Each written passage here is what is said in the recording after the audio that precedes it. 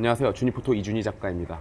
오늘 말씀드리고 싶은 내용은 사진 초보 탈출을 위해 아주 중요한 내용입니다. 내가 사진 초보 단계에 머물러 있고 대체 뭘 찍어야 사진을 잘 찍는지 모르겠다고 생각하시는 분들은 이 영상을 꼭 보시길 바랍니다.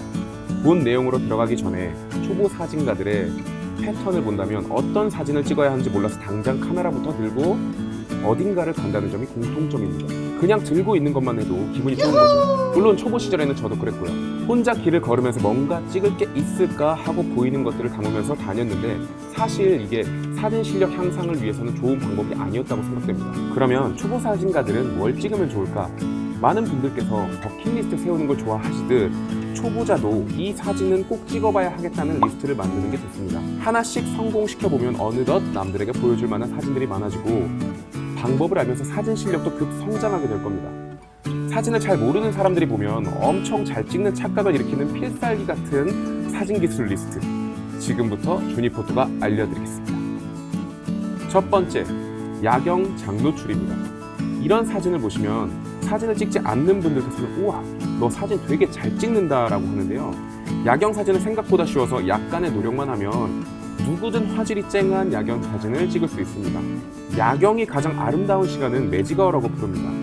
해가 진 후로부터 30분 후가 바로 매직 아워이며 하늘이 완전히 어두워지지 않고 도시 불빛이 올라올 때의 야경의 색 표현이 가장 아름답습니다. 초보자들은 흔히 야경은 새까만 밤을 생각하지만 야경을 잘 찍는 분들은 매직 아워 시간대에 야경을 촬영합니다.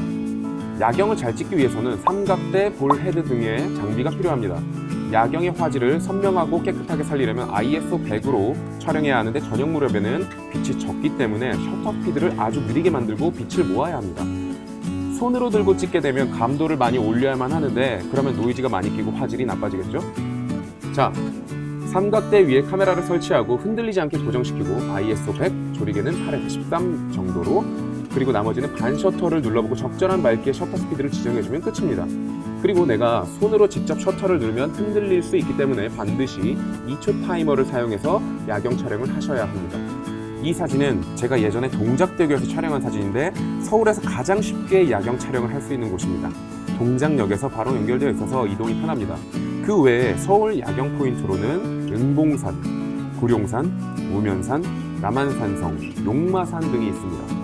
잘만 찍으면 누군가에게 사진 고수로 보일 수 있는 야경 촬영을 도전해보세요. 자, 두 번째는 보케 사진입니다. 보케는 렌즈가 포커스 아웃되면서 초점이 흐트러지면서 빛이 둥근 형태로 표현되는 건데요. 보케 만들기는 쉬우면서도 감성적인 느낌을 사진에 담을 수 있습니다. 촬영 방법은 생각보다 간단합니다. 먼저 인공 조명이 가득한 곳을 찾아보세요. 예를 들어 휘황찬란한 도시의 야경이 보이는 곳, 전구가 많은 곳, 크리스마스 트리 같이 이런 배경을 찾으시고 카메라의 초점 모드는 AF 모드에서 MF 모드로 바꿔주세요.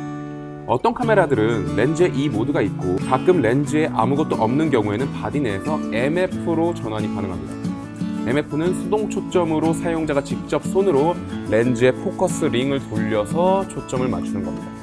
조리개는 최대 개방인 F가 가장 낮은 숫자 쪽으로 두시고 포커스 링을 돌려서 불빛이 어떻게 변하는지 뷰파인더나 액정을 보면서 보케의 모양이 알맞다고 생각될 때 셔터를 누르면 끝입니다. 쉽죠? 참고로 보케는 밤에만 생기는 것이 아니라 낮에도 숲이나 나무 같은 곳을 촬영해보시면 아웃포커싱이 되면서 생기기도 합니다. 보케는 포커스 아웃의 형태인 것입니다.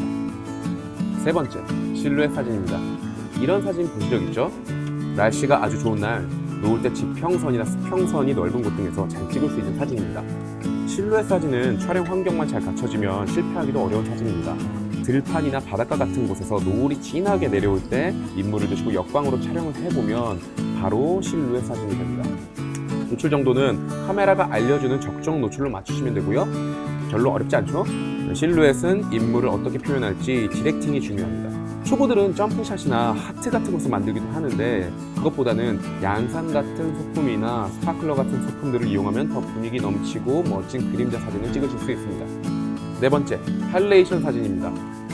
할레이션은 초보들에게는 조금 어려운 촬영이 될 수도 있는데요. 바로 지금 사진에서 보시는 뿌연 현상이 할레이션 효과입니다. 사진을 잘 모르시는 분들은 이런 것을 후보적으로 만든다고 생각하시는데요. 아닙니다. 촬영 때부터 일부러 만들어 촬영하는 거예요. 촬영 방법은 햇살이 아주 좋은 날, 해가 뜨고 이후로 대략 1시간 반 정도 후까지, 그리고 노을이 지기 1시간 반 전부터 대략 노을이 질 때까지, 그러니까 해가 각도를 지면을 향해 눕혔을 때 찍을 수 있습니다. 할레이션의 원리는 햇빛이 각도를 낮춰서 직접 렌즈를 통해 들어와서 렌즈 안과 센서 앞에서 뿌옇게 난반사를 일으키는 겁니다. 그래서 사진에서 뿌연 안개처럼 표현이 되는 겁니다. 촬영 방법은 해를 역광으로 두고 그 앞에 인물 등의 피사체를 세우고 햇빛이 직접 렌즈를 통해서 들어오는 것을 뷰파인더로 확인하고 노출은 대략 플러스 2 EV 정도로 담으면 멋진 할레이션 인물 사진을 찍을 수 있습니다. 태양, 인물, 카메라의 각도가 굉장히 중요한데요. 가장 중요한 것은 태양이 직접적으로 사진 프레임 내에 있어야 하는 겁니다. 햇빛이 사진 프레임 밖에 있으면 할레이션이 생기지 않고 평범한 역광 사진이 되고 맙니다. 그리고 한 가지 더 중요한 점은 렌즈의 화각이 광각보다는 망원 쪽이 더 예쁜 할레이션이 된다는 점입니다. 물론 50mm 쪽의 표준 영역에서도 할레이션은 잘 표현이 되지만 초점거리가 길면 길수록, 즉 망원으로 당겨서 찍을수록 빛이 더 예쁘게 퍼지는 것을 꼭 기억하세요.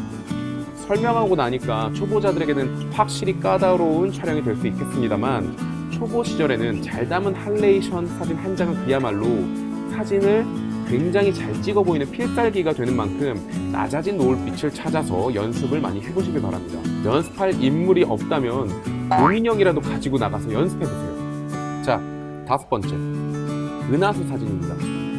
사진을 잘 모르시는 분들이 가장 신기해하는 사진 중에 하나입니다. 야경을 찍어보셨다면 은하수도 한번 도전해 볼만합니다. 물론 촬영 조건과 방법은 훨씬 더 까다롭습니다. 은하수나 별 사진을 찍으려면 일단 보름달이 아니고 달이 사라지는 월삭의 일정을 맞춰서 촬영을 가야 합니다. 달이 밝으면 별이 잘 보이지 않게 됩니다. 그리고 도시로부터 멀리 벗어나서 어두운 곳에서 찍어야만 합니다. 서울이나 수도권 근처에는 빛이 너무 많아서 강원도의 산속이나 시골 같은 곳에서 촬영하셔야 많은 별을 담을 수 있습니다. 그리고 날씨가 매우 맑아야 합니다. 구름이 끼면 당연히 별이 안 보이겠죠?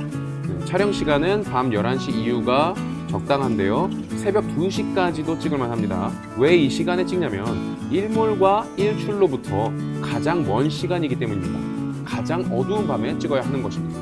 자, 이런 조건을 다 맞추셨다면 삼각대를 세우고 렌즈는 광각 렌즈를 달고 렌즈 방향은 약간 하늘 쪽으로 올려서 촬영을 하는데, 여기서 까다로운 문제점이 있습니다. 밤하늘은 너무 어둡기 때문에 자동 초점이 무용지물이 됩니다.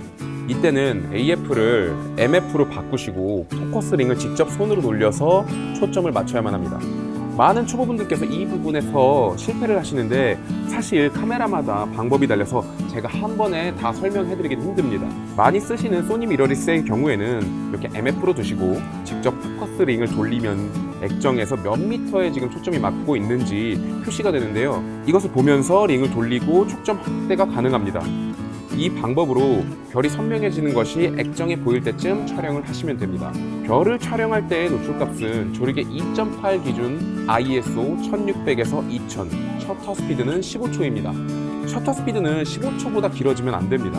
왜냐하면 별이 돌고 있기 때문에 15초보다 셔터가 길어지게 되면 별이 지금 보시는 사진처럼 점으로 표현되는 것이 아니라 길쭉하게 늘어지게 됩니다. 마지막으로 이 사진 같은 푸른 밤을 만들어야 하는데요. 이는 화이트 밸런스로 맞춰줘야 합니다. 별 사진의 화이트 밸런스는 보통 색온도 3500K쯤 맞춥니다. 좀 고난이도 촬영 같지만 이 역시 몇 번 도전해보면 꽤 해볼 만한 촬영입니다. 새까만 밤에 혼자 가기는 무서우니까 사진 친구들과 함께 가거나 주니포터와 함께 촬영 가보세요. 6번째, 일출과 노을하늘 촬영입니다.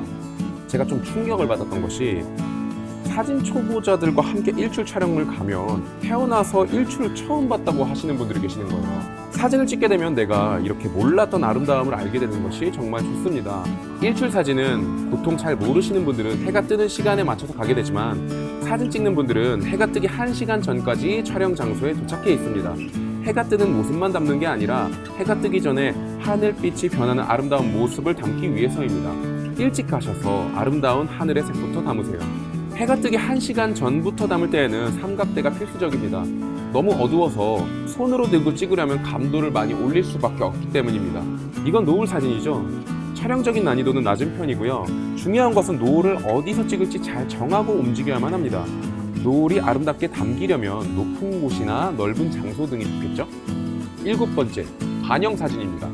비가 그친 후에는 땅에 물이 고이는데 고인물에 비친 장면을 가까이서 촬영해서 사진으로 담으면 이 사진처럼 안정적인 사진이 됩니다. 저는 비 온 후에는 땅만 보고 다니는 습관이 있는데요. 여행지에서 이런 날씨를 만난다면 평범하게 찍는 피사체도 더욱 돋보이게 찍어서 사진을 잘 찍게 보이게 할 수 있습니다.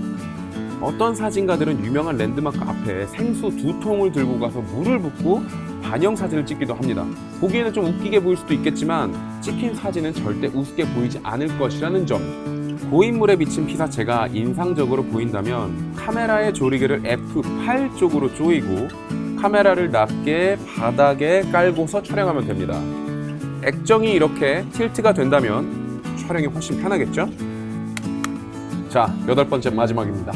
파노라마 풍경 사진. 이렇게 길게 찍힌 사진을 보신 적이 있을 겁니다. 좋은 풍경을 찍으러 가셔서 평범한 한 장만 담지 말고 파노라마 촬영법으로 아주 장대하고 멋진 사진을 담아보세요.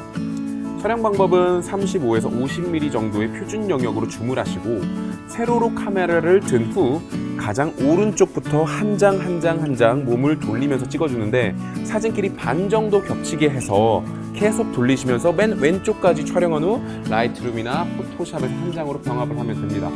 라이트룸의 경우 합칠 때 자동으로 노출 등의 각 사진의 차이를 잘 맞춰주기 때문에 아주 쉽게 파노라마 병합을 할 수 있습니다. 지금까지 초보 사진가들도 단번에 사진을 잘 찍어 보이게 하는 촬영 기술 8가지를 알려드렸습니다. 사진 프로젝트를 정확히 세우고 그것들을 하나씩 해결해 나가시면 만족할 만한 사진을 얻을 수 있고 사진 실력도 매우 올라가게 되실 겁니다.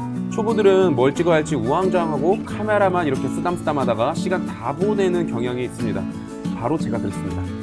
제가 알려드린 8가지를 하나씩 성공해 보시면 여러분은 사진 초보 딱지는 떼시는 겁니다. 반복해서 이 영상을 보시면서 천천히 해보세요. 그럼 여기까지 마치겠습니다. 구독을 하시면 더 나은 사진가가 되실 수 있어요. 하트와 댓글도 부탁드립니다. 감사합니다. 안녕.